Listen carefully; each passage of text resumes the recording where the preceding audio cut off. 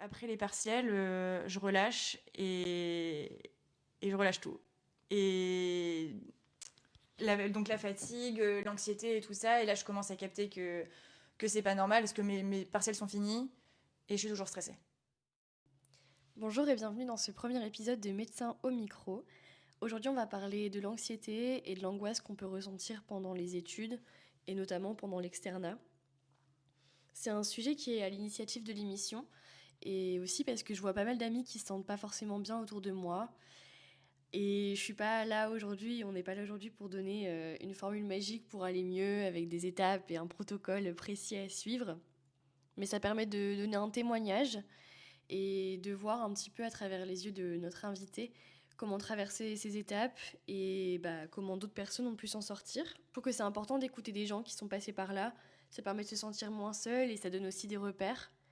Et c'est pour ça qu'aujourd'hui, on reçoit une de mes amies qui a la gentillesse de nous partager son expérience difficile. Donc je vais te laisser te présenter. T'es en quelle année de médecine? Comment t'es arrivée là? Et on va parler un petit peu de tout ça. Je suis en 5e année de médecine. Et comment je suis arrivée en médecine? Moi, à la base, ce qui, je pense, est aussi un point clé de l'anxiété et tout ça, mais on y reviendra après, c'est que moi, à la base, je me destinais pas du tout à ça. Enfin, c'est pas une vocation depuis que je suis toute petite. Mais je savais que je voulais être dans la santé, en tout cas. Et donc voilà, je suis arrivée un peu comme ça par hasard en PACES et j'ai suivi mon petit bonhomme de chemin jusqu'à aujourd'hui.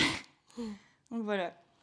Et du coup, quand t'es arrivée en médecine, tu sortais du lycée? Ouais, moi j'ai enchaîné directement le lycée, première année de médecine x2 que j'ai redoublé et j'ai pas fait de passerelle comme toi. Mm. Et comment la PACES, tu l'as vécu dans les grandes lignes? Est-ce que ça a été vraiment très difficile? Ou est-ce que tu penses que t'en es sorti un peu comme tout le monde entre guillemets, c'est un sacrifice évidemment, mais... Ça a été un peu compliqué pour moi, ma première PACES, parce que je sortais du lycée. Moi, je suis pas d'ici, enfin, j'étais pas de Lille à la base. Je suis arrivée dans une nouvelle ville. J'avais même pas 18 ans parce que j'ai un an d'avance. Dans une ville que je connaissais pas, avec plein de gens que je connaissais pas. J'avais vraiment pas une personne que je connaissais ni sur l'île ni à la fac. Donc j'ai vécu ma première année de PACES vraiment solo, isolée, comme beaucoup de gens, parce que voilà, on se sépare de beaucoup de gens quand on rentre en PACES. Mais j'avais vraiment pas ma famille, pas d'amis. Donc c'était assez difficile, je l'ai assez mal vécu.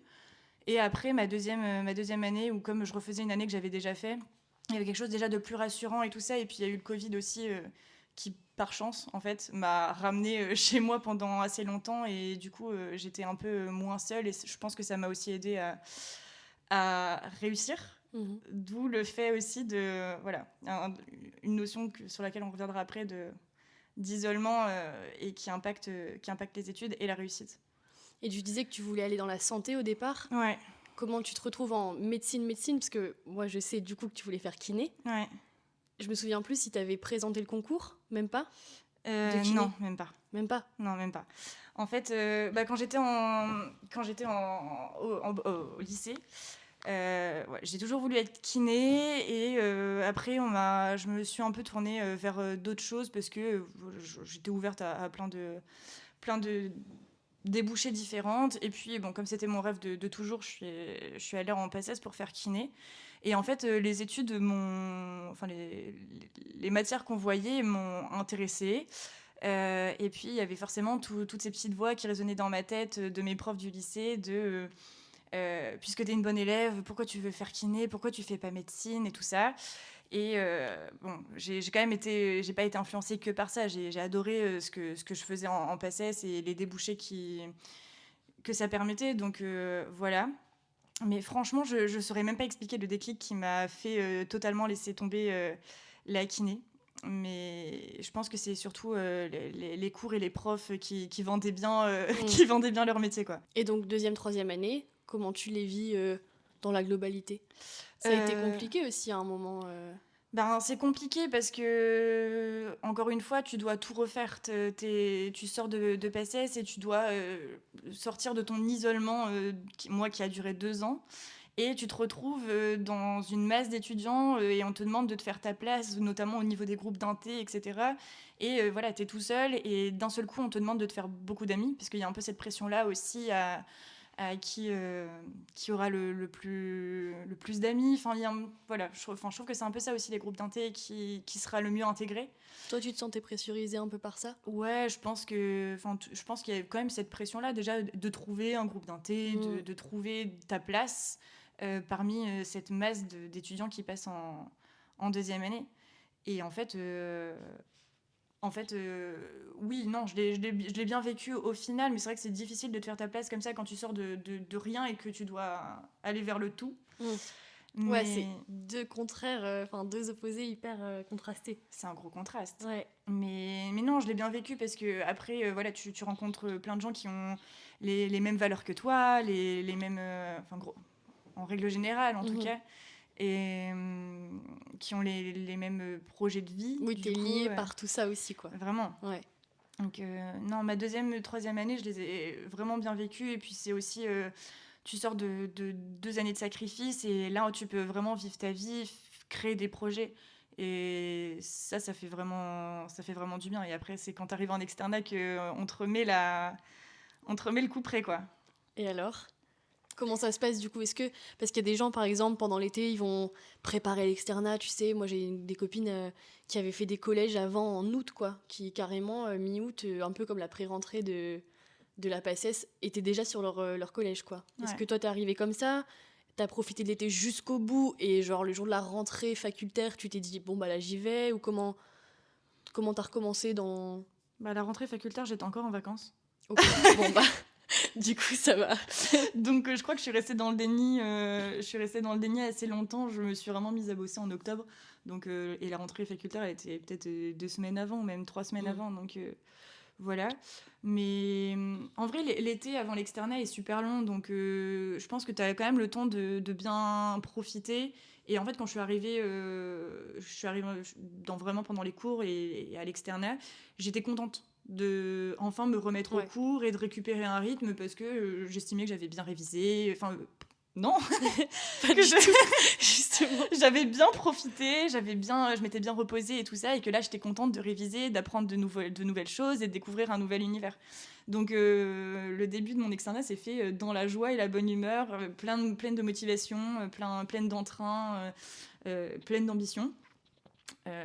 Donc non, le début de l'externat est pas si horrible que ça en fait, quand t'as tes vacances et que tu t'en profites bien.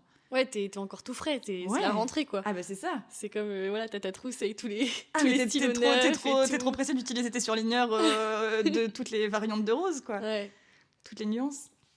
Et alors, comment ça se passe ? Du coup, t'as les premières semaines où t'es pas du tout en stage, t'es vraiment que en révision. Enfin, t'as un peu de cours, etc., qui est vraiment très léger. C'est pas du tout comme des facs classiques où t'as cours tous les jours et tu fais 8h, 16h, à la fin tu révises tout seul.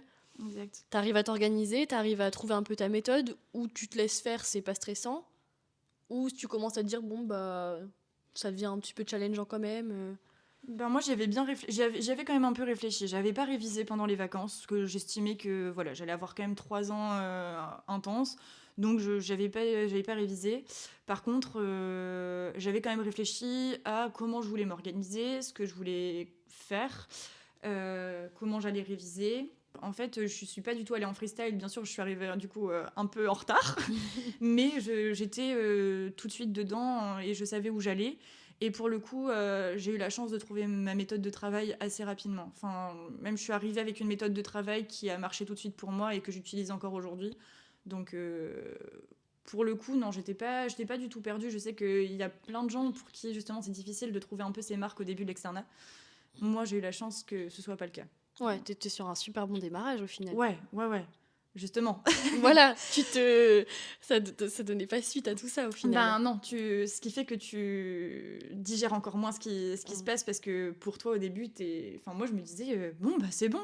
En fait, le début se passe bien, je pensais que ça allait être horrible, tout le monde me dit que ça va être horrible. En fait, ça va. Enfin, il fait beau encore, parce que t'es en septembre-octobre, il fait encore beau. Il fait beau, c'est cool, je révise bien, j'avance bien. Tout se passe bien. Ah bah oui, là moi je vois pas l'ombre au tableau du coup. Ah mais il y en avait pas. T'en as pas au début, enfin moi en tout cas j'en avais pas.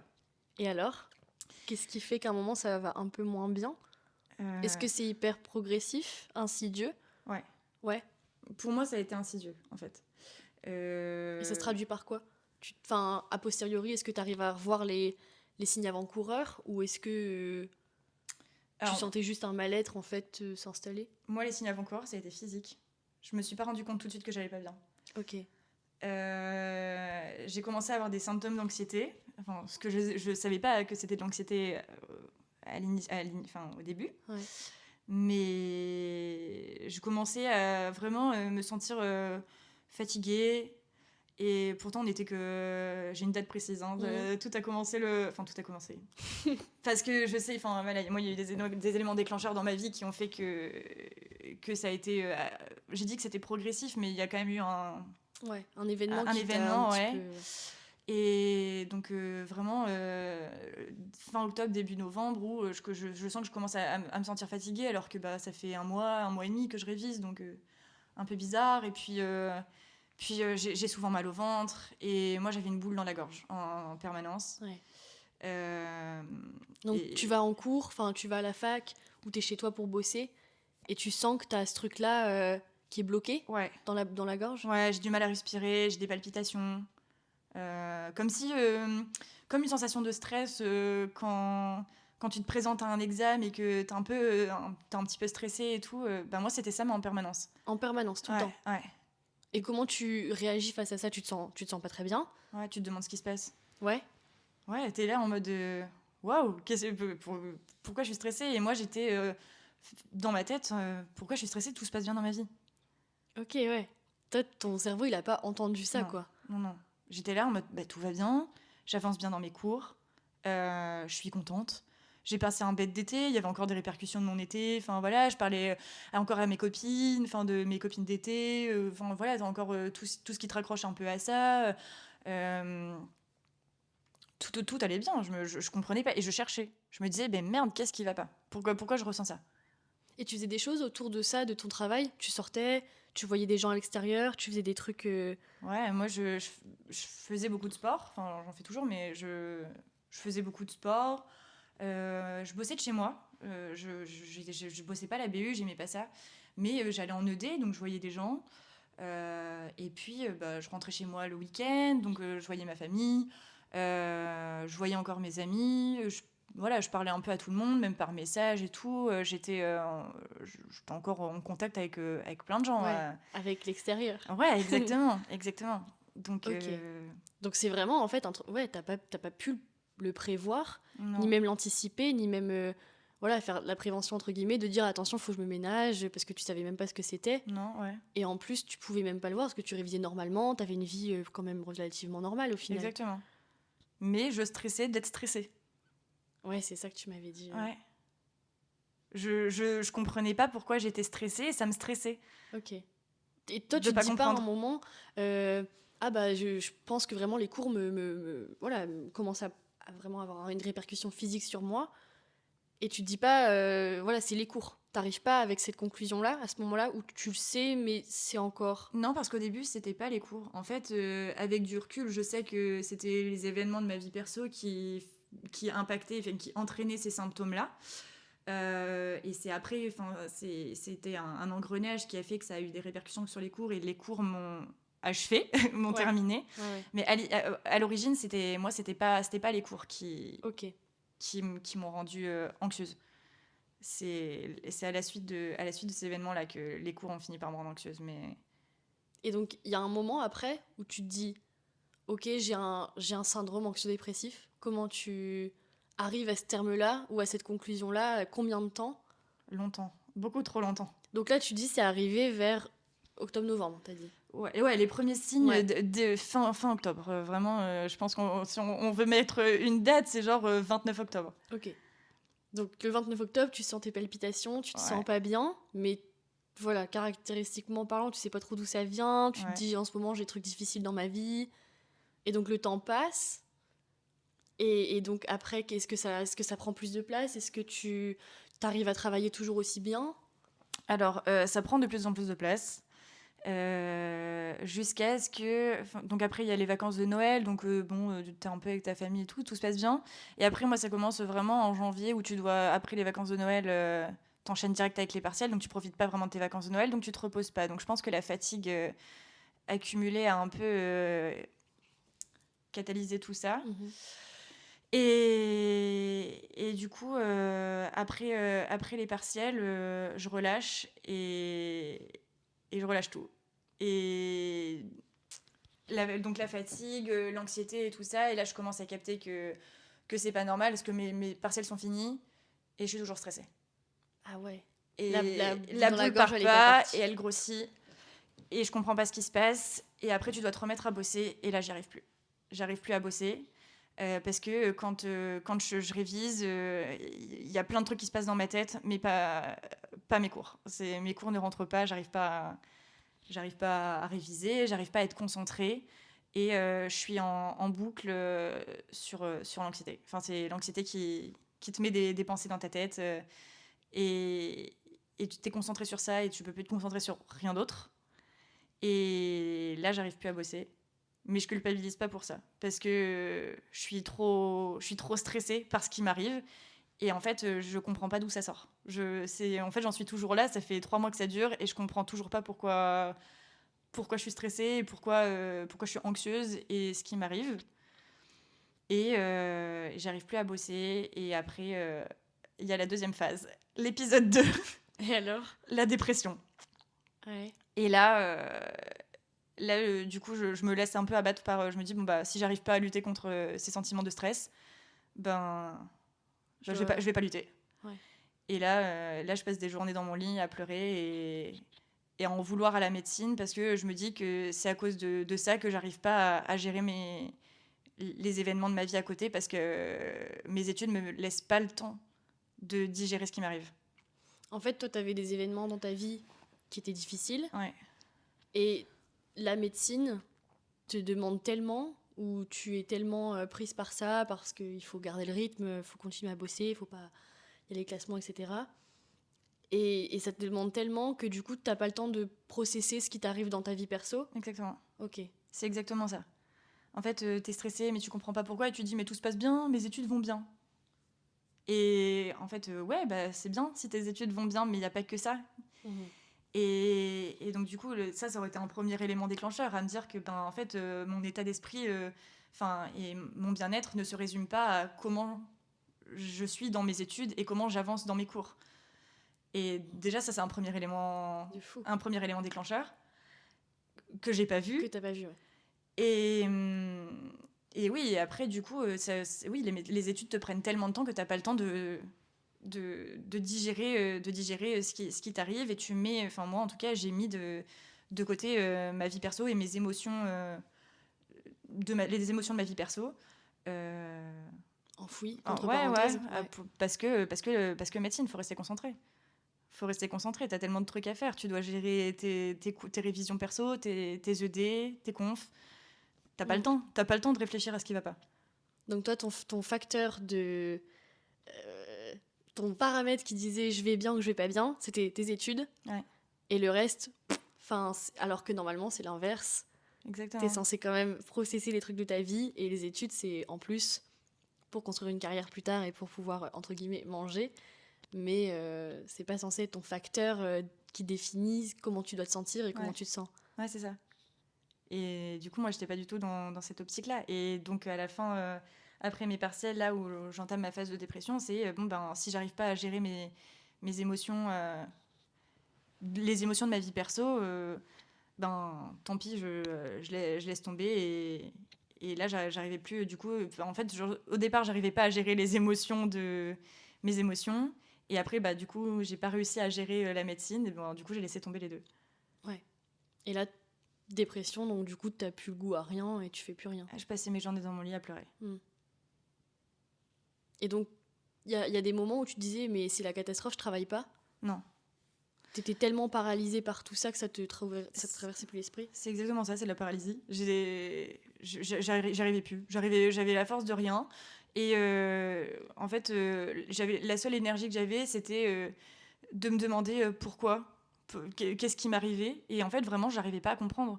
On était peut-être en janvier-février et j'avais toujours pas le mot syndrome anxio-dépressif dans ma tête. Je comprenais toujours pas ce qui m'arrivait. Je savais pas ce que c'était que l'anxiété, je savais pas ce que c'était que la dépression. Juste, voilà, je pleurais et entre deux crises de nerfs, je me demandais ce qui m'arrivait. Ok. Et donc, peut-être que ta mère, elle s'est inquiétée. Qu'est-ce qui a fait que du coup, tu changes d'état à ce moment-là ? Ouais, ma mère. Ça a duré combien de temps, cette période-là de pleurer dans le noir ? Ça a duré peut-être 1 mois. Ça a duré vraiment 1 mois avant que ma mère s'inquiète et me dise bon, là, faut aller voir un médecin. Ok. Sauf que moi, je comprenais pas pourquoi il fallait aller voir un médecin. J'étais juste triste. Tu vas pas voir un médecin parce que t'es triste. Ouais. Mais là, t'étais plus que triste. Ouais, mais j'arrivais pas à comprendre. Je comprenais pas ce qui m'arrivait. Donc en fait, tu parles. Enfin, moi en tout cas, je parlais pas avec mes potes. Parce que tu dis pas que tu vas pas bien. T'es dans un concours. Tu montes pas. Enfin, en tout cas, moi je le voyais un peu comme ça. En plus, j'ai toujours été compétitrice dans l'âme. Enfin, voilà, je fais du sport en compétition. Donc forcément, t'as un peu voilà, tu montres pas à ton adversaire que tu vas pas bien. Et je pense que tout le monde est comme ça globalement en médecine avec du recul. Et personne ne parle de ça. Et c'est même contagieux. Tu vois quelqu'un qui va pas bien, t'essayes de t'en éloigner parce que toi, t'as pas envie de gaspiller ton énergie là-dedans. Toi, t'as envie de garder l'énergie qui te reste pour réviser, t'as pas envie de gaspiller ton énergie pour aider quelqu'un qui va pas bien. Parce que tu risques de pas aller bien aussi. Enfin, en tout cas, c'est ce que tu crois. Moi, c'est ce que je croyais. Donc toi, t'en parles pas ? J'en parle pas. Je m'éloigne des gens parce que j'ai pas envie de leur faire subir ça, tout simplement. Et puis parce que potentiellement, je comprends que les gens ne comprennent pas. Dans quel sens ? Au départ, t'essayes un peu d'en parler où, voilà, quand on te propose des trucs et que tu dis que t'as pas envie, que tu peux pas, que tu le sens pas. Moi, on me faisait culpabiliser de pas vouloir sortir, de pas vouloir partager des moments avec les autres parce que j'étais totalement incapable. Et on m'a fait culpabiliser. Enfin, je culpabilisais et je sentais cette culpabilité. Et donc, tu t'éloignes encore plus des gens. Les gens comprennent pas que tu puisses ne pas aller bien à cause de tes études. Et en médecine aussi, les gens ne comprennent pas. Ouais, c'est vrai. Et donc, tu vas voir ton médecin ? Ouais, je finis par y aller parce que j'en peux plus. Enfin, voilà, ça commence à devenir long. Ouais, tu m'étonnes. Ouais. Et moi, je pensais que ça durerait. Je pensais pas que ça durerait, donc je me disais ça va aller mieux. Puis je voyais que ça n'allait pas mieux. Donc je me suis quand même motivée à aller voir mon médecin. Et avant ça, j'ai quand même ma mère et une copine qui me parle d'antidépresseurs. Et moi, je veux bien aller chez mon médecin, mais je veux pas prendre d'antidépresseurs. Un peu compréhensif quand même. J'ai pas peur que j'ai surtout peur que ça me fatigue, que ça me modifie, que je sois plus moi-même avec des médicaments, donc j'ai pas envie. Et puis, toi, t'étais peut-être pas encore dans cette idée-là que... Enfin, tu me dis, t'arrivais pas à mettre un mot sur ton problème et tu comprends pas. Donc peut-être que prendre des anxiolytiques ou des antidépresseurs. Les antidépresseurs, c'est peut-être un peu, du coup, trop loin par rapport à ce que toi, te disais. Moi, dans ma tête, je suis juste triste à ce moment-là. Voilà. Toi, tu te dis, c'est les événements de ma vie qui font que ça va pas. Et voilà, t'avais même pas diagnostiqué ce truc-là, que tes études te prenaient tellement de place ou te stressaient tant que ça faisait cette boucle de cercle vicieux-là. Donc tu vas chez ton médecin sans vouloir du tout de médicaments. Juste pour lui exposer les faits. Ok. Pour me dire... tu fais un constat. C'est un peu ça, je demande un devis, en fait. Et je me dis, c'est quelqu'un d'extérieur qui n'est ni quelqu'un de proche, ni quelqu'un dans mes études. Et donc quelqu'un qui peut me donner un avis extérieur. Un avis objectif. Ok. Et mon médecin me dit, meuf, tu fais un syndrome anxio-dépressif. Ok, lui, il diagnostique ça. Ouais. Et toi, ça te fait quoi quand tu reçois cette information ? Je suis soulagée parce que je me dis, en fait, bon, il y a une explication. Genre, c'est pas moi qui suis pas normale. Voilà. Okay. Il y a une explication à ce que je vis. Et il y a des solutions, mais les solutions, c'est potentiellement... une des solutions, c'est les médicaments. Lui, il t'expose ça ? Ouais. Ok. Il me dit de m'entourer, d'aller voir une psy et de prendre des médicaments. Ok, parce que j'ai une copine récemment qui m'a raconté qu'on lui avait mis des médicaments sans parler du tout de suivi psychologique, quoi. Non. Moi, Et j'étais un peu soufflée en me disant attends quand même, enfin ça c'est des choses aussi qui se soignent par la thérapie. Ouais. Et les médicaments c'est une aide en plus, c'est une béquille en plus, mais tu peux pas. Enfin personnellement je pense que les médicaments tout seuls c'est pas forcément la meilleure idée. À 100%. Ouais. 100%. Donc t'es chez ton médecin, il te dit médicaments et psychothérapie. Ouais. Toi tu te dis quoi? Je suis prête à tout. Enfin, je veux m'en sortir parce que au-delà des études et tout ça, c'est juste hyper pénible. Les symptômes de l'anxiété et de la dépression me fatiguent. Et donc j'ai envie d'aller mieux. Donc j'accepte les médicaments et je lui dis que je prendrai rendez-vous avec une psy. Résultat, je prends les médicaments, mais je vais pas voir la psy. Évidemment. Voilà. Donc après, il m'a bien expliqué que voilà, les médicaments, ça ne résoudrait pas tout. Voilà, et que dans tous les cas, c'était un complément au suivi psy et que voilà, et il m'a mis les plus petites doses d'anxiolytiques et d'antidépresseurs, quoi. Et donc là, toi, tu prends tes médicaments. Ouais. Comment tu te sens? Je me dis, ok, si je prends les médicaments bien comme il faut, si je suis la bonne élève, il m'a dit. 3 semaines, tu commences à ressentir les effets. Je comptais les jours en mode dans 3 semaines, jour pour jour. Adieu l'anxiété, adieu la dépression. Et entre-temps, t'arrives à rebosser ou t'es encore dans cet état où vraiment te mettre devant ton bureau, c'est pas possible, quoi? Alors, avec la rigueur qu'on acquérit depuis la PACES, j'arrive à me lever, j'arrive à me mettre à mon bureau. Donc toi, en fait, les médicaments, ils te boostent aussi dans l'idée, enfin, pas effet placebo non plus, mais tu te dis, ça y est, je me soigne, donc peut-être que ça te fait aussi un pas en avant. Ouais, je me dis, j'ai réussi à entreprendre la démarche. Ouais. J'ai fait un pas. Maintenant, j'essaye de continuer d'avancer. Donc, j'essaye de me lever, j'essaye de plus pleurer dans mon lit. Et j'arrive à me relever, j'arrive à me mettre devant mon bureau. Mais j'arrive pas à stopper les syndromes de l'anxiété ni de la dépression. Et je révise, oui, mais je révise en pleurant.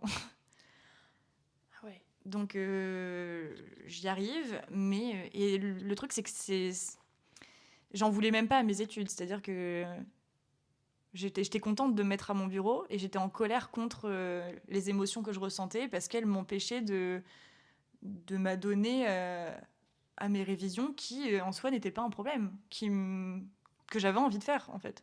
J'avais envie de réviser, mais juste physiquement, j'y arrivais pas. Parce que mon cerveau n'était pas disposé et parce que mes yeux arrêtaient pas de pleurer. Donc tes yeux, ouais, les larmes coulent toutes seules. Ouais. Et donc, t'es devant ton bureau, tu fais ça combien de temps? Eh ben, je tiens... Les 3 semaines? Ouais, je tente. J'attends les 3 semaines avec impatience en pleurant, en me disant, bon, allez, dans 3 semaines, j'arrête de mouiller mes collèges, quoi. Et donc, techniquement, t'es pas productive? Un peu? Bizarrement, je pense que je le suis un peu parce que j'aime ce que je fais. Okay. Donc, pour le coup, c'est pas un souci. Donc, voilà, je révise peu, mais après, je dis pas que je faisais les cours qui m'intéressaient, voilà, en laissant un peu, voilà, j'avançais un peu, j'essayais de me débrouiller. Mais non, j'étais pas la plus productive possible, quoi. Ouais. Et donc, t'avances là-dedans, t'as pas perdu ta flamme, on va dire, pour la médecine et tout ça. Tu te dis pas, je vais arrêter ou c'est pas fait pour moi finalement. Non, ça m'a pas traversé l'esprit en tout cas. Toi, t'as un obstacle, c'est ce sentiment-là et ces symptômes-là. Ouais. Mais c'est tout, faut les traiter et t'avances. Exactement. Enfin, t'avanceras après. Exactement. Ok. Et je suis là, en fait, c'est juste, voilà, je comprends. Là, on doit être en mars-avril et je comprends toujours pas ce qui m'arrive. Je comprends pas parce que je me dis, bah pourtant, voilà, je suis en train de réviser et j'aime ce que je révise. Donc pourquoi est-ce que je fais de l'anxiété et pourquoi je fais de la dépression alors que ben ça m'intéresse. Ouais. Donc ça t'est tombé, enfin toi t'as l'impression un peu que ça te tombe dessus ouais. Et que tu choisis pas ce truc-là, quoi. Exactement. Et donc 3 semaines plus tard, qu'est-ce qui se passe? Enfin, j'ai pas arrêté de pleurer. Merde alors, c'était un placebo. Ouais. Forcément, je suis pas débile. Je savais que ça allait pas. Oui. que ça allait pas être immédiat, mais non, j'arrête pas de pleurer et j'ai toujours cette boule dans la gorge horrible et les larmes qui coulent sur mes joues Ne sèche pas. 20 heures sur 24, quoi. Ah ouais. Et alors, qu'est-ce qui se passe? Eh ben, c'est compliqué. Ok, donc là, c'est mars-avril. Ouais, et c'est encore plus... Ça devient de plus en plus compliqué parce que là, tu te dis, bah, même si les médicaments marchent pas, même si... Enfin, voilà, le fait est que ça fait 5 mois que je ressens de l'anxiété, que je suis stressée, en gros, pour faire court, stressée chaque minute de ma vie, mais je sais pas pourquoi. Ouais, comme si t'allais passer un examen tous les 3 minutes, mais... Exactement, mais l'examen n'arrive jamais. Ouais. Tous les jours, mon examen est repoussé d'une journée pendant 5 mois. Et je suis désemparée parce que je comprends pas ce qui m'arrive. Et en fait, bah, je me dis, je suis stressée parce que... je sais toujours pas pourquoi je suis stressée, mais du coup, ça me stresse de pas savoir et ça me stresse de pas pouvoir réviser et être productive dans mes études, du coup. Et en fait, là, le deuxième signal qui devrait t'alerter en mode, voilà, ce qui me stresse, c'est de pas pouvoir réviser parce que je suis stressée. Ouais, c'est le serpent qui se mord la queue. Ouais, c'est ça, c'est un cercle vicieux. Ouais. C'est difficile à expliquer. Donc là, t'avais vraiment ce truc qui t'a rattrapé. Ouais. Jusque-là, tu disais que ces symptômes-là, ils t'ont pas vraiment empêché, enfin, ils t'ont pas permis de culpabiliser et de te dire, là là, c'est pas grave si je travaille pas. Et là, t'en arrives à ça quand même. Ouais, finalement, t'y arrives parce que... Bon, au départ, je me disais... Je culpabilisais pas au début de me dire que je révisais pas parce que j'allais pas bien et je savais que j'étais physiquement pas capable de réviser. Mais quand ça fait 5 mois que ça dure, tu te dis, bon, au bout d'un moment, j'ai quand même un concours à la fin. C'est bien marrant d'être triste tous les jours, mais au bout d'un moment, il faut que ça cesse, quoi. Parce que j'aimerais bien réviser. Pas parce que... c'est parce que j'aimerais bien aller bien, mais j'aimerais bien aller bien parce que j'aimerais bien réviser. Ok, ouais. Et donc là, mois d'avril, mois de mai, est-ce qu'il y a des changements?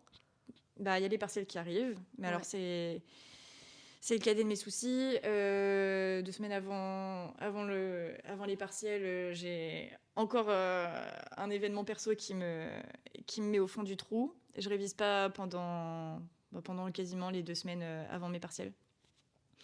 Et je passe mes partiels comme je peux. Ouais, sur les rotules, quoi. Ouais. Et je prends rendez-vous avec une psy. Ok. T'as eu un déclic? Ou c'est l'événement qui... Non? C'est l'événement et c'est le fait que ça fait trop longtemps que ça dure. Ok, t'en peux plus. Ouais. Et je repense, je me dis, bon, j'ai pas suivi toutes les recommandations. On m'avait dit l'entourage, la psy et les médicaments. Et j'ai pris que les médicaments. Ouais. J'ai pas tenté les 2 autres. Et les médicaments, toi, t'en sors quel bénéfice à ce moment-là? Est-ce qu'il y en a? Est-ce que ça change rien? Est-ce que... Comment tu le ressens, cette prise de médicaments à ce moment-là? Avec donc l'événement 2 semaines avant mes partiels, je repasse encore peut-être 1 semaine ou 2 semaines dans mon lit à pleurer. Donc je prends plus mes médicaments parce que j'ai pas la force. Toi, t'as pas senti une franche amélioration ou quoi que ce soit? En fait, j'avais toujours les symptômes physiques de l'anxiété. Alors je sais que les symptômes de l'anxiété, c'est un peu propre à chacun. Hein. Moi, pour le coup, c'était vraiment les sueurs, les tremblements et la boule dans la gorge en permanence. C'est ça le plus gros symptôme d'ailleurs, et qui m'empêchait de respirer. Et de toute façon, les médicaments ne pouvaient pas résoudre ce problème-là. Juste, j'étais beaucoup plus éloignée de tout ça. J'avais l'impression d'être un peu déconnectée de la réalité avec les médicaments. Pas comme si j'étais shootée, mais comme si j'étais un peu moins atteinte par tout ce qu'il y avait autour de moi, quoi. Vraiment à distance de tout. Ok. Donc finalement, c'est pas mieux, quoi. Je trouvais que c'était encore un poids en plus, en fait. Parce que déjà que j'étais... Voilà, tu t'isoles, tu passes tes journées chez toi dans ton appart à pleurer, tu t'isoles de tout le monde, personne ne comprend, donc tu t'isoles encore plus. Et donc voilà. Toi, tu m'avais parlé d'une fatigue aussi. Ouais. Ça se caractérisait comment? Ah bah, j'étais physiquement fatiguée. Plus qu'avant. Ouais. Après, j'arrivais encore à faire vraiment... Par exemple, j'allais encore au sport et tout ça. C'est vraiment le truc que j'ai continué. Donc, je gardais un petit peu quand même un lien avec, avec l'extérieur. Mais sinon, j'avais pas la force... j'avais pas la force de me faire à manger. J'avais pas la force de ranger mon appart. Enfin, vraiment le bon gros cliché de la dépressive. Avec l'appart sans dessus-dessous et les 10 000 mouchoirs autour du lit, quoi. Oh. Et du coup, t'arrêtes tout? Ouais. Toi, tu sens pas vraiment de différence, entre guillemets, par rapport à le traitement à proprement parler. Ouais. Et tu prends ton rendez-vous avec la psy? Je prends rendez-vous avec la psy, ouais. Donc là, je pense que j'ai mon premier rendez-vous en juin, un peu avant les vacances. Et ça fait du bien, déjà. Ok. T'as quelqu'un qui est, encore une fois, extérieur, mais là, c'est pas ton médecin. Ton médecin, il a pas 15 minutes à t'accorder. Là, c'est vraiment, t'as 1 heure et demie, quelqu'un qui t'écoute et a envie de t'aider, quoi. Ouais. Et donc toi, tu ressors de là, tu sens comment? Comprise, déjà, et moins seule. Parce que j'étais complètement isolée. Hein. Je voyais plus mes potes. Enfin, beaucoup moins, en tout cas. Beaucoup moins de potes. Je parlais plus à personne, j'avais plus envie de parler à personne. J'avais l'impression que personne me comprenait et en même temps personne ne me donnait l'impression de me comprendre et en même temps je peux comprendre que c'est difficile à percevoir de l'extérieur et c'est difficile à expliquer. Je pense que quand on passe pas par là, on a du mal à comprendre ce truc de que t'arrives pas à te lever, que t'arrives pas à un moment à être un peu heureuse ou avoir de la joie quelque part. Ah mais 100%. Ouais. Je savais même pas ce que j'avais envie de faire le lendemain, la semaine d'après, ou même dans 3 ans, quoi. Il y avait rien qui me donnait envie. Ouais. Une vraie dépression, quoi. Ouais. Finalement. C'est clairement ça. Donc la psy te permet quand même de dire que non, t'es pas bizarre, qu'il y a plein de gens comme toi, et que tout simplement, c'est une maladie. Et c'est elle la première à me parler vraiment de maladie, et que ça se soigne, et que ça va aller mieux, que c'est qu'un état passager. Waouh. Et toi, tu l'entends et tu t'accroches à ça? Alors, je l'entends pas, parce que c'est difficile de l'entendre, mais je m'accroche. Genre, j'ai quand même envie de t'en sortir. De quitter ces sensations horribles et cet état d'esprit. Oui, toi, c'est tout ce que tu as demandé depuis le début, au final. Ouais. Tu cherches ça. Ok. Et alors, mois de juin, il se passe comment? Toi, tu t'as fait qu'une séance, une séance par mois, en gros, c'est ça que tu commences à faire? Ouais, à peu près. On est après les partiels, on est après les résultats. Et là, je me dis, la première séance de ma psy me dit, à la première séance, ton médecin t'a donné 3 solutions, la psy, le médicament et l'isolement. Maintenant, tu as fait 2 sur 3, il faut passer à la 3e étape. Et donc, je me dis, il faut que je commence à recréer du l'isolement, lien. plutôt aller voir son entourage. Ouais, c'est ça, travailler sur l'isolement, travailler sur sur ce point noir. Et donc, je me dis, faut que je sorte. Ouais, là, c'est les vacances. Il faut recréer du lien. Il faut ressortir, quoi. Ouais, se raccrocher à la vie, au final. Exactement. Ouais. Et donc, ton été, tu sors, t'arrives à atteindre ton objectif? Alors, je m'étais dit, rentrée de 5e année, c'est bon, je vais mieux. Ok. Et je m'étais dit, j'ai commencé à être pas bien le 29 octobre. Je me dis, mi-octobre, faut que ça aille mieux. Et je me donne cette deadline-là. Et pendant mon été, je pars en vacances, je voyage, je pars faire un trek. Et ça m'a fait du bien. Ouais. En fait, tu t'es reconnecté à ce que toi, t'aimais aussi dans la vie. Exactement. En dehors de médecine. Et en te laissant aussi cette ère-là, quoi. Ouais. C'est totalement ça. Je fais des trucs qui me font kiffer, des trucs qui me font vibrer. Et en fait, je réfléchis à ça, justement, en fait, que pourtant, médecine, ça me fait kiffer, ça me fait vibrer aussi. Mais du coup, comment j'ai pu en arriver là, alors que pourtant, j'avais tout à ma portée. Et pendant le trek, j'ai le temps de bien processer à tout ce qui s'est bien passé, tout ce qui s'est pas bien passé. Ouais, tu te retrouves vraiment avec toi-même aussi. Exactement. Parce que quand tu marches et tout ça toute la journée, ça fait aller la tête aussi, quoi. Tout à fait. Et donc, je rentre de ça et je suis au clair avec ce que je veux faire pendant ma 5e année, ce que je ne veux plus faire et, les solutions pour y arriver. Et alors, c'est quoi le... La recette miracle, Ouais, moi j'attends là. je ne l'ai pas trouvée parce que je recommence ma 5e année avec toujours un peu d'anxiété. Je revais voir ma psy et tout ça. Mais moralement, je vais mieux. Déjà, je fais plus de dépression, Ok, mais j'ai toujours l'anxiété. félicitations. Une belle étape déjà. Oui, carrément. Donc tu te sens plus au fond de ton lit, enfin tu te sens plus, tu vois, ce syndrome amotivationnel et tout, Plus du tout. mais t'as la boule dans la gorge, enfin entre guillemets, t'as les symptômes que t'avais l'année dernière. Ouais. Quand même. Totalement. Et ça se présente vraiment à la rentrée? Ou pendant l'été, t'as un petit fond de ça, mais c'est pas trop là? Alors, pendant l'été, j'ai encore cette boule dans la gorge tous les jours. Ok, quand même. Pendant mon trek, j'ai ma boule dans la gorge tous les jours que je trimballe. Un poids en plus de mes 17 kilos que j'ai sur le dos. Franchement, C'était très lourd. délicieux. un trip incroyable. Et non, j'ai toujours mes symptômes d'anxiété. Et franchement, je perds espoir. Je me dis, bon, ben, ce sera mon petit accessoire fétiche que je vais me trimballer tout le restant de ma vie, quoi, c'est Merde. tout. Un peu comme des gens ont mal au dos, bon, bah, Ouais. moi j'aurais mal à la gorge, quoi, genre, j'aurais une angine permanente et c'est tout. Donc non, c'est pas du tout la rentrée qui me rendait anxieuse. Enfin, je crois pas. Mais j'aborde la rentrée déjà plus sereinement parce que ouais, je sais ce que je veux faire et je sais ce que je ne veux plus faire.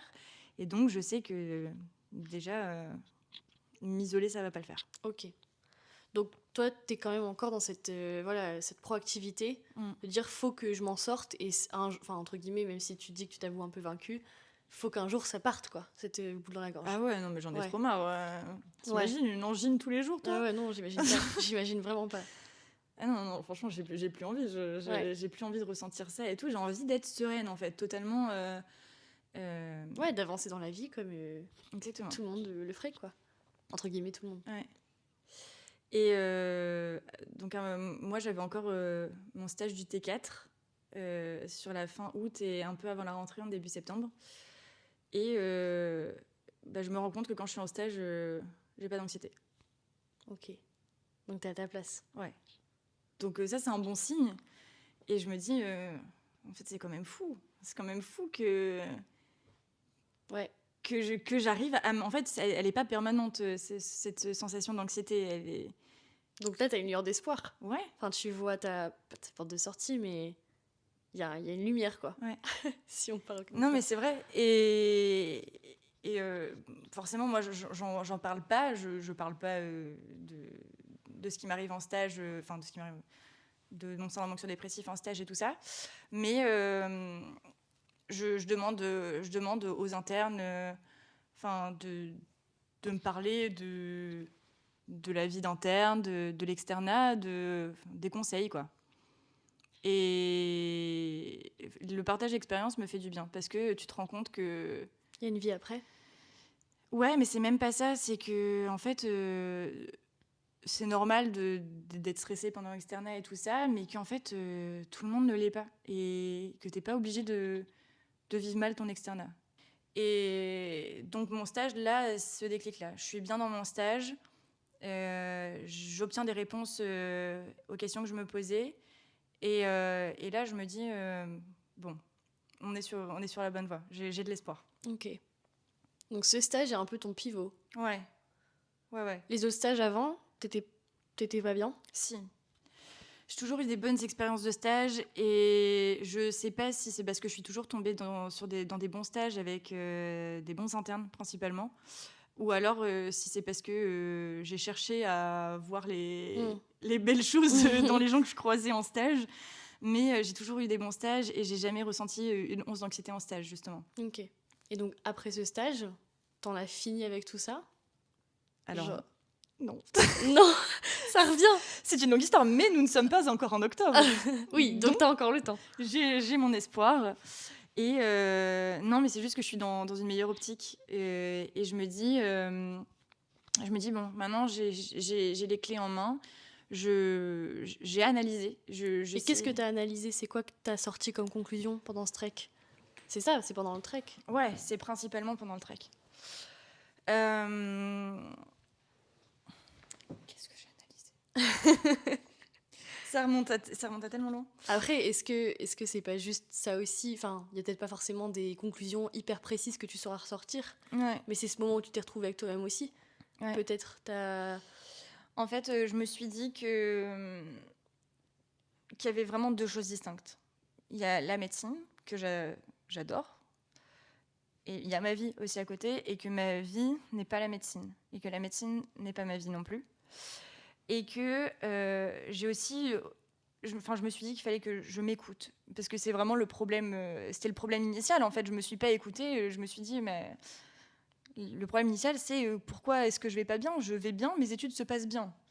Et là, je me suis dit, non, en fait, écoute-toi, si tu vas pas bien, c'est que tu as des signes, voilà, et enfin, tu as des signes qu'il faut que tu écoutes, et voilà, ta vie ne se résume pas à ton état d'esprit en médecine, dans tes études. Tu as fait abstraction à ces symptômes-là qui étaient sous-jacents. Ouais. Et toi, tu t'es dit, non, mes études vont bien, donc je continue là-dedans et je me pose pas de questions pour le reste. Voilà, c'est ça, je suis superposée la médecine et ma vie. Ok, ouais. Et tu je faisais pas la distinction. Et mais en même temps, c'est tellement facile de se perdre là-dedans. Moi, je trouve ça hyper difficile d'avoir ces moments de révision où on est seul chez nous, et même quand on a stage, au final, t'as des gens qui révisent après leur stage, etc. Où tu mets la limite. Quand est-ce que tu poses la limite de là, j'ai le droit de rien faire? Complètement. Et là, j'ai le droit de me reposer sans aujourd'hui travailler ou... Complètement. Parce qu'en fait, oui, déjà, t'as pas un cadre précis, t'as pas vraiment... Enfin, on a des cours, bien sûr, mais vraiment, tu t'es livré à toi-même. Si un jour t'as envie de travailler, tu travailles. Si un jour t'as pas envie de travailler, on a cette chance, c'est une liberté, mais c'est une liberté dangereuse. C'est une liberté culpabilisante, finalement. Ouais. Et complètement. Moi, je trouve que les week-ends, c'est pas des week-ends, entre guillemets, pour ceux qui n'en prennent pas ou qui en prennent. Et donc, se faire une grasse mat jusqu'à midi, finalement, c'est s'amputer d'une matinée où tu aurais pu travailler. Tout à fait. Donc, alors que dans une vie à peu près normale, on a des jours de repos, T'as un rythme. C'est un rythme. Sauf que là, le rythme... Ouais, il est culpabilisant d'une certaine façon, je sais pas, c'est... et puis c'est tellement prenant aussi, enfin, je veux dire, ok, t'as tes études, t'as tes collèges à réviser, mais encore une fois, t'as tes ED, t'as tes confs, enfin, je veux dire, c'est prenant, enfin, je veux dire, déjà, quand t'as tes confs jusqu'à 22h, où est la limite? Enfin, est-ce que c'est normal à l'heure d'aujourd'hui, quand t'es organisé, ça fait partie de, moi, ma solution, l'organisation, mais... C'est pas que je t'ai pas organisée avant, mais bref. Mais quand tu sais où tu vas et comment tu veux gérer ton temps, c'est moins problématique. Mais en fait, c'est tellement prenant et t'as tellement de choses à faire dans ces études que... Tu t'oublies. Ouais, et que si tu te mets pas un cadre, et ben tu te fais bouffer. Ouais, tu te fais vite bouffer, carrément. Donc toi, t'as cette illumination, entre guillemets, de... en fait, faut que je revienne aux bases de... J'ai moi et ma vie... et mes études. Ouais, 100%. Et je me dis là, faut arrêter de superposer les deux et faut mettre un cadre à tout ça. Faut délimiter les choses. Et moi, je sais que je travaille mieux quand je fais d'autres choses à côté. Je sais que j'ai besoin d'avoir mes temps libres et notamment, par exemple, le sport. Et que si j'ai pas ça, j'arriverai pas à réviser. Et en fait, là où je culpabilisais rien que de ressentir des émotions parce que j'avais pas le temps, il fallait que je révise. Là, je me dis, j'arriverai pas à réviser si j'ai pas du temps pour moi. Et ça a tout changé. Et c'est à partir du moment où j'ai compris ça que j'ai arrêté d'avoir de l'anxiété. Ah ouais. Ouais. Où je me dis, ok, de tel jour, telle heure à telle heure, tel jour à tel jour, je révise. Et ce moment-là, je le prends pour faire du sport. Ce moment-là, je le prends pour voir ma famille ou mes potes. Ce moment-là, je le prends pour dormir. Et à partir du moment où j'arrive à délimiter un cadre, je suis beaucoup plus efficace sur mes cours. Je culpabilise pas. Et Voilà. Et c'est con à dire, hein. Vraiment, là, en le disant, je me dis, bah ouais, meuf, Ouais. c'est une pensée tout à fait logique et normale. Genre, pourquoi tu n'y as pas pensé avant? Mais parce que tu es dans une ambiance concours et que tu vois tout le monde bosser comme des chiens et que personne n'a la même façon de travailler et personne n'a le même rythme.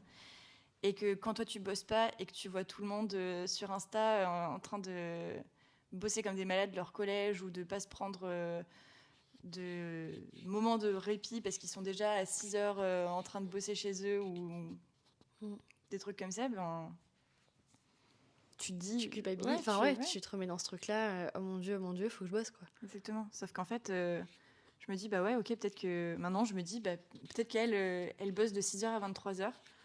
Et là où je pouvais me dire avant, de toute façon, ouais, s'il y a des gens comme ça, j'y arriverai jamais. Ouais, je me dis, ben ouais, mais, c'est pas parce qu'elle bosse de 6 heures à 23 heures qu'elle est efficace, quoi. Moi, au moins, je sais que, ok, je bosse peut-être moins qu'elle, mais je suis organisée et je suis bien dans mes baskets dans ma vie parce que je fais aussi ce que j'aime à côté. Ben, je suis 100 fois plus efficace quand je révise. Tu te fais confiance aussi. Ouais, c'est ça. En fait, c'est... Et tout par-delà, je pense. C'est les deux clés, il n'y a pas de recette magique, mais les deux clés, je pense que c'est surtout l'organisation et la confiance que tu t'octroies. Ouais. Et c'est peut-être un peu un lâcher prise aussi de se dire tu peux pas travailler de 6h à 23h pendant 2 ans. Mais il y en a qui peuvent. En fait, je pense que tout est dépendant de chacun. Je pense que t'en as qui arriveront à bosser de 6h à 23h tous les jours et je sais pas, soit ils arriveront à tenir comme ça jusqu'à l'EDN, soit ils vont bosser comme des chiens comme ça pendant un mois et puis ils vont se prendre une semaine ou 2 ou 3 de vacances après pour relâcher la pression. Enfin voilà, je pense que c'est propre à chacun. T'en as qui vont réussir à tenir avec un rythme soutenu jusqu'à la fin. Et t'en as qui, malgré 10 000 pauses, vont craquer comme des chips 2 semaines avant le DN. Donc finalement, une petite clé en plus, c'est aussi l'émancipation de ce que les autres font. Ah ouais. Mais justement, j'ai une interne qui m'a dit... une interne qui avait été super bien classée et qui m'a dit bon, je vais te donner un conseil en mode c'est le secret de la réussite. Faut pas que tu te compares aux autres. Et je dis ben c'est bien gentil. Merci. J'avais pas pensé. Mais alors tu fais comment? Et bah je sais pas. Ouais. Faut pas que tu fasses. Dis-moi, j'y arrivais pas. Elle n'y arrivait pas non plus. Non. Mais a posteriori, elle te le dit. Ouais. Comme un truc qu'elle aurait dû faire, quoi. Ouais. Bon, visiblement, ça ne l'a pas empêché de réussir, mais il ne faut pas que tu te compares aux autres. Et ben, c'est difficile dans une année de concours. Bah oui, c'est un peu la base, quoi. Enfin, entre guillemets, quand on entend concours, c'est par rapport aux autres. Et en fait, j'ai jamais été aussi bien que en calculant pas où en étaient les autres, quoi. Parce que t'en as qui... Enfin, c'est aussi ce que j'ai analysé à force de parler, parce que maintenant, je suis un peu la meuf relou. Dès que je vais en stage, je demande conseil aux internes. Enfin, pas conseil, mais j'aime bien les retours d'expérience. Enfin, c'est un peu comme ton podcast, finalement. Et j'aime bien savoir comment un tel faisait. Enfin, voilà, c'est pas forcément de la curiosité malsaine ou même pour m'inspirer, mais c'est juste essayer de comprendre un petit peu. Et en fait, avec tout ce que j'ai pu entendre, c'est que vraiment les personnes qui sont très bien classées, c'est les personnes qui arrivaient à prendre du recul de ouf sur l'externat. C'est des gens qui vont te dire ben ouais, ok, ben ça je sais pas, et ben tant pis, je vais réviser, et puis bah, après je saurai. Ouais. Tout simplement. Merci aussi, Captain Obvious, quoi. Ouais, mais c'est tout con, mais... En fait, avant, quand je parlais avec mes potes, c'était genre... Toi, tu parles d'un truc et... Oh, putain, mais ça, je sais pas, mais je vais jamais y arriver, je suis trop une merde. Comment veux-tu que j'ai l'aspect que je veux si j'arrive même pas à retenir ça, t'imagines? Enfin, puis toi, tu sais ça, moi, et tu sais ça aussi, et moi, je sais pas ça. Bah, tu vas te faire un top 1000 et moi, je vais faire un top 5000 parce que tu vas me niquer je sais pas combien de places parce que tu sais ça et moi, je sais pas ça. Ben, souffle un coup.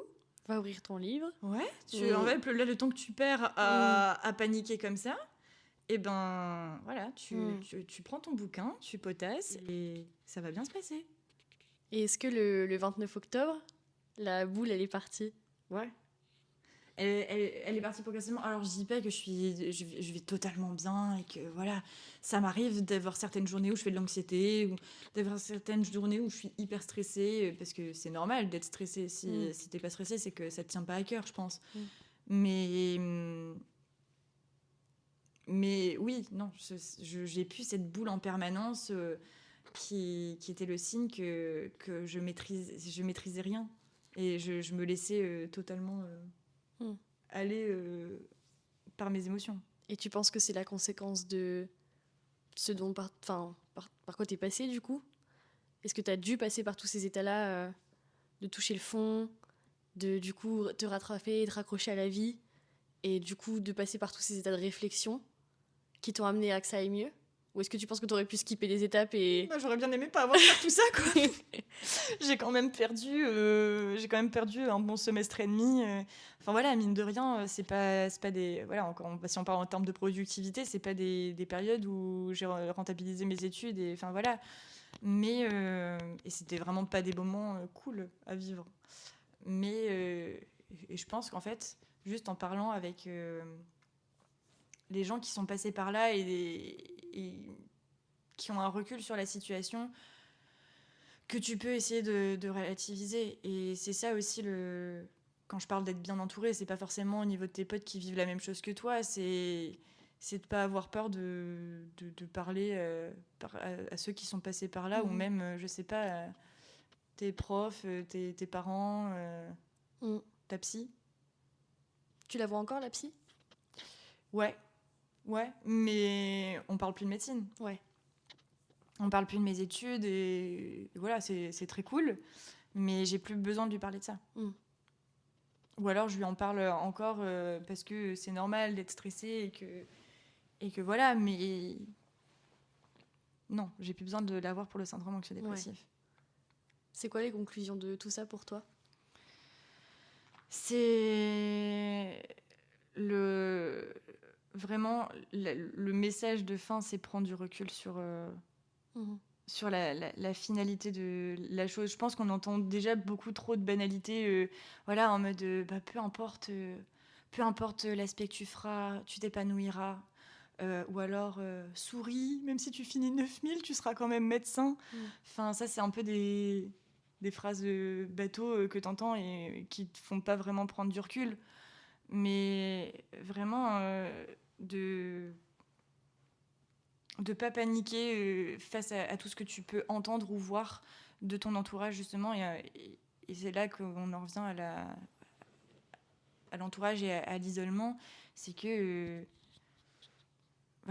moi, en tout cas, maintenant, quand je suis avec mes amis et tout, je parle pas médecine et j'essaye de pas être paniquante. Enfin, ouais. Ouais, de pas... Donner ces mauvaises ondes aussi. C'est pas spécialement des mauvaises ondes, mais en fait, de pas stresser. Alors, je sais que tout le monde est stressé et tout, justement, mais c'est pas la peine de... Enfin, voilà, on le sait, tout le monde est stressé et tout le monde va te dire... ah mais ça je sais pas, ça j'ai peur, ça je vais pas y arriver. On pense tous dans le fond la même chose, enfin, on a tous un peu cette angoisse là parce que voilà, ça se joue tellement à rien les classements et les spé que voilà, bah justement ça on le sait, tu vois, au bout d'un moment faut avancer. Et je sais que c'est facile à dire quand t'es complètement dedans. Moi tu m'aurais dit ça il y a 8 mois, je t'aurais craché dessus et je t'aurais dit mais vas-y barre-toi avec tes phrases toutes faites. Enfin, mais je pense que c'est vraiment ça qui t'aide, c'est de prendre du recul sur la situation en mode c'est pas grave, enfin ça va bien se passer, enfin à un moment agis, passe à l'action, arrête de faire en sorte que tout se passe dans ta tête. Et donc si tu devais parler à ton toi qui est dans le lit au mois de mars, parce que tu savais qu'à ce moment-là c'était compliqué de te lever, même si on te disait de te lever, qu'est-ce que tu te dirais? Tu te dirais laisse-toi le temps, tu te dirais t'inquiète ça va aller, tu te dirais quoi à cette personne-là au fond de son lit qui a plus envie de voir la lumière du jour?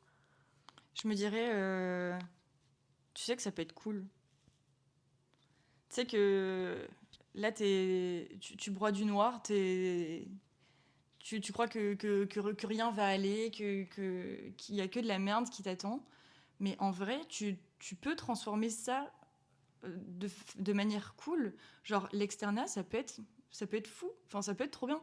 Tu peux rencontrer des gens cool, que ce soit, je sais pas, moi, il y a des patients qui m'ont ouvert les yeux sur plein de trucs. Ça peut être des médecins, des internes sur le retour d'expérience. Rien que ça, c'est hyper enrichissant. En fait, si tu paniques pas sur ton classement et que tu vois tes cours au-delà de ça, ben c'est cool en fait de réviser, d'être un peu en compétition. Enfin, genre, c'est hyper stimulant de dire oh putain, merde, cet item, je le maîtrise pas et tout. Je suis une pute si dans une semaine, je l'ai pas retenu. Enfin, voilà, ça peut être hyper stimulant en vrai. Et ouais, je pense que tu peux rendre ça ludique et divertissant. Enfin, moi, en tout cas, maintenant, j'en suis vraiment là. Et je me dirais, t'as juste à changer de ton prisme, en fait. Et encore une fois, c'est facile à dire. Mais pour voir ce nouveau prisme-là, il faut en parler et avec les bonnes personnes. Parce que t'as beau en parler à tes potes, enfin, s'ils sont tout autant stressés que toi, ça sert à rien. Ouais. Tu tournes en rond et tu te tires vers le bas. Ouais. Et je dis pas qu'il faut lâcher tous ses potes et tout ça, parce que voilà, moi je me suis éloignée de personne finalement. Enfin, j'ai retrouvé toutes les personnes que j'avais lâchées au début, mais il faut pas avoir peur d'aller faire des nouvelles rencontres parce que t'en fais pas assez. En fait, si tu peux vite t'enfermer pendant tes études. Et moi, c'est ça qui me manquait aussi. Et en fait, tu peux totalement faire des nouvelles rencontres pendant cette période-là. Enfin, genre, c'est pas une prison. Ouais. Bon, c'est une belle conclusion. Bah écoute, merci beaucoup. J'espère que ça aidera des personnes et que peut-être ceux qui se reconnaîtront verront une lueur d'espoir aussi dans tout ton récit. Je pense que c'est le but et c'est ça aussi qui t'a aidé finalement, c'est d'entendre aussi des retours d'expérience. Donc j'espère que ça... Totalement. Mais les retours d'expérience positifs, c'est ça le plus important. Merci. Merci à et toi. vivement la fin quand même. Franchement, maintenant que tu y prends goût, en fait, moi je kiffe plutôt bien. Donc toi, t'es épanouie. Ouais, c'est possible. Ok, c'est le meilleur... C'est possible de kiffer l'externat, en fait. Ouais. On va peut-être pas abuser non plus. 2 ans, c'est bien. Voilà. On souhaite ça à tout le monde alors. Moi aussi, je le souhaite. Et bon courage aux personnes qui traversent ça. Je sais que c'est horrible et que c'est vraiment pas facile.